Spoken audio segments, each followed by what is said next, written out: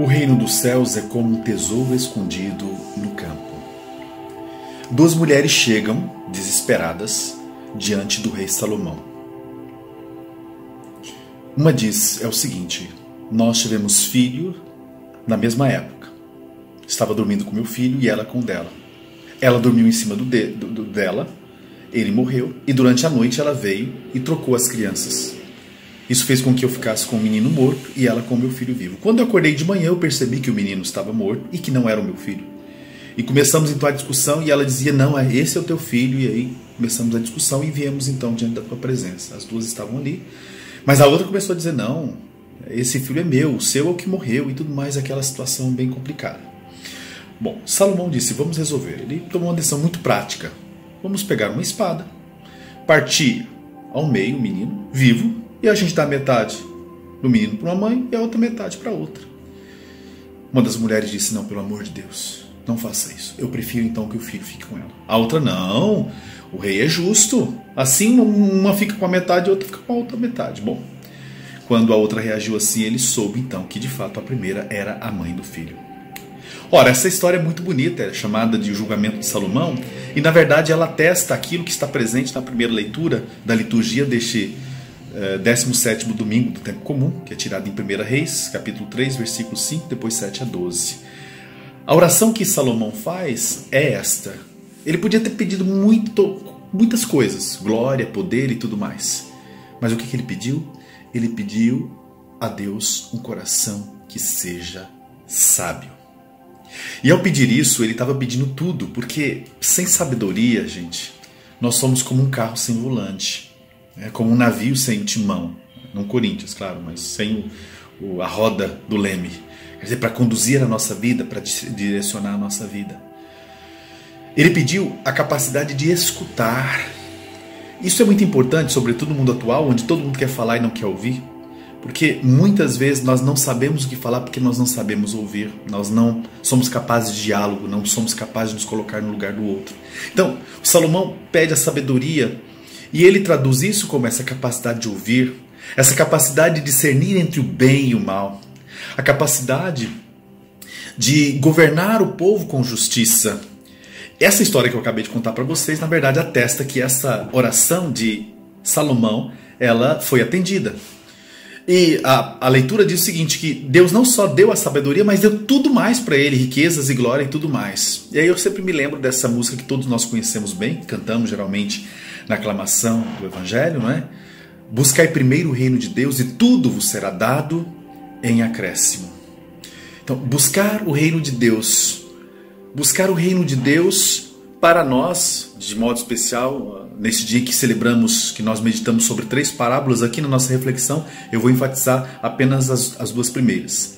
Mas tem uma ligação muito forte com aquilo que nos é dito pela primeira leitura. Jesus disse que o reino dos céus, ele está aqui no Evangelho de São Mateus, o capítulo 13, versículos 44 a 52, a continuação, né, dessas narrações das parábolas dos domingos passados. Ele está falando dos mistérios do reino de Deus e ele diz que o reino de Deus é como um tesouro que foi encontrado, né, num campo. Era muito comum naquela época, quando as pessoas tinham alguma joia, alguma coisa, acontecia uma guerra, elas enterravam o seu tesouro. E às vezes nunca mais voltavam, perdiam aquela terra e uma outra pessoa por acaso encontrava aquele tesouro. Então, quando a pessoa então encontra aquele tesouro, ela vende tudo que ela tem e ela então adquire aquele campo. Por quê? Porque o reino de Deus é uma realidade diante da qual todas as outras realidades se tornam relativas. Nós podemos fazer isso, uma ligação com a sabedoria, né? A sabedoria é isso que nos dá direção, é essa riqueza diante da qual todas as outras se tornam relativas. E uma vez você tendo essa sabedoria, uma vez escolhendo o reino de Deus, tudo mais vos será dado em acréscimo. Buscai primeiro o reino de Deus e tudo mais vos será dado em acréscimo, como aconteceu com Salomão. A mensagem do comprador de pérolas é a mesma. É um comprador, é aquele que busca. Ele está buscando, ele está procurando pérolas preciosas, encontra uma. E ela é tão bonita, ela é tão, né, suntuosa, que ele então vende tudo e compra aquela pérola. Mais uma vez, o reino de Deus é uma realidade tão rica, tão infinitamente maior que tudo mais se torna relativo diante daquela riqueza. E é interessante que no primeiro caso, aquele que encontrou o tesouro encontrou por acaso. Tem pessoas que encontram o reino por acaso. Eu me lembro de uma história de uma jovem francesa, ateia, que nunca se importou com religião, com nada, e um dia entrou numa capela, fazendo uma caminhada, uma capela numa montanha. Ela disse, só tinha um Cristo crucificado. Ela disse, eu entrei, eu não sei porquê, tive vontade de me ajoelhar, comecei a chorar diante do Cristo, e eu saí dali ateia, aliás, entrei ali ateia e saí dali decidida a me tornar cristã. Sim, aconteceu.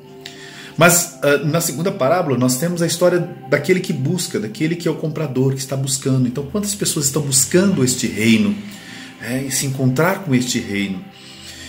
E todos nós, no fundo, por trás da nossa correria, por trás do nosso trabalho, às vezes até quando nós buscamos a felicidade em fontes cerradas, no fundo todos nós estamos procurando este reino, estamos procurando esse sentido, essa plenitude de vida. A grande questão é o que é o reino de Deus, né?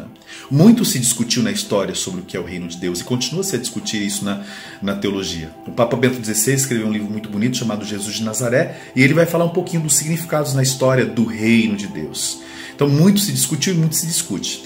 Particularmente eu gosto de duas concepções do reino de Deus. A primeira delas, que vem de Orígenes, um padre do terceiro século. O reino de Deus é uma pessoa. E que pessoa é essa? É o Cristo. O Cristo com tudo aquilo que ele disse, com toda a sua vida. O Cristo com as bem-aventuranças. O Cristo com o mandamento do amor. Ele é o reino. É por isso que ele diz, o reino de Deus está próximo de vós. Quando eu era criança, eu falava assim, mas como que o reino está no meio de nós se acontece tanta coisa ruim no mundo? Quando eu fiquei mais velho, e hoje eu encaro também dessa forma, eu comecei a perceber que quando, por exemplo, um jovem se levanta num ônibus para dar sem que haja uma lei que o force a fazer isso, que ele espontaneamente se levanta e gentilmente oferece o banco para uma senhora grávida, uma senhora com uma criança, uma pessoa idosa, o reino de Deus está acontecendo. Quando eu vejo alguém lutando pela justiça, lutando, por exemplo, numa comunidade para que as pessoas tenham acesso à saúde, à educação, para que as pessoas tenham vida em vida, o reino de Deus ali está acontecendo. Então, o reino de Deus é essa realidade que vem do próprio Cristo. O Cristo é o reino, com todos os desdobramentos, com todo o seu ensinamento, né, com toda a herança que Jesus nos dá. Gosto dessa segunda concepção de que a igreja é sinal do reino de Deus. Este reino que deve começar aqui agora, daí a necessidade de lutar por justiça, pela verdade, mas terá sua plenitude, né, na vida eterna. A igreja, e não só a igreja entendida como papos, bispos, padres religiosos, não, a igreja que somos todos nós, é sinal deste reino. Da importância que tem, por exemplo, a voz da igreja na realidade social, na realidade política. Logicamente não, né, sobretudo a hierarquia, né, os padres, tudo, assumir partidos políticos, isso não. Os leigos, sim, eles são convidados a exercer essa política partidária, mas a igreja, ela é chamada a ser sinal nessa realidade e estar atenta às realidades sociais, sobretudo aquelas gritantes, problemas de saúde, pobreza e tudo mais. Tem pessoas que dizem isso e elas pensam o quê? Que a igreja lida com pessoas que são desencarnadas. Não, a igreja, ela lida com pessoas que são concretas, pessoas que padecem muitas vezes com a falta de saneamento básico, com a falta de liberdade, né, com o racismo, com a intolerância. Então a igreja sempre vai ter, a igreja sempre, quando a gente estuda a doutrina social da igreja, a igreja sempre tem uma palavra para dizer em relação à realidade social.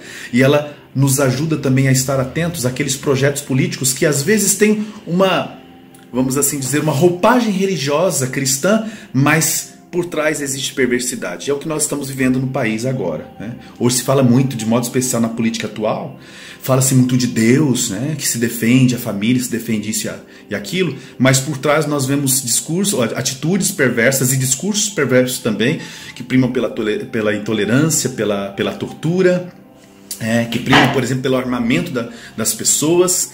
E o que mais me impressiona é que muitas pessoas que são cristãs, elas não percebem isso, elas não conseguem ler o que está por trás. E daí eu quero terminar essa minha reflexão, a gente volta à questão da sabedoria, né? Sabedoria é essa capacidade de discernimento, discernir entre o bem e o mal e escolher o bem. Quando o bem é evidente, é fácil. Quando o mal é evidente, é fácil, mas nem sempre o mal e o bem são tão evidentes. É como a parábola do joio e do trigo. Nem sempre a gente sabe o que é joio e o que é trigo. É preciso, muitas vezes, ler a realidade, ver o contexto. Porque algo que aparentemente é bom, na verdade, pode esconder o mal.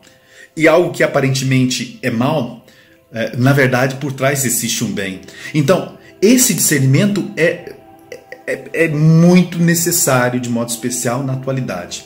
Por exemplo, o abraço. O abraço é uma coisa boa, demonstra carinho, mas nesse contexto, a gente demonstra carinho não abraçando. Por quê? Porque colocamos em risco a saúde do outro, por causa do contexto da pandemia. Então, esse discernimento, essa sabedoria que nos são dados pelo Espírito Santo, nós precisamos cultivar. Para quê? Para não sermos enganados, para não abraçarmos projetos que são de morte, mas com aparência de vida, para termos a capacidade de perceber nas entrelinhas qual que é realmente o Espírito que está movendo aquele projeto, se é o Espírito que vem de Deus ou que não vem de Deus. Então, essa sabedoria é fundamental. Essa sabedoria que teve Salomão, vocês se lembram da história, né? Ele teve uma sacada, como a gente diz na atualidade, né?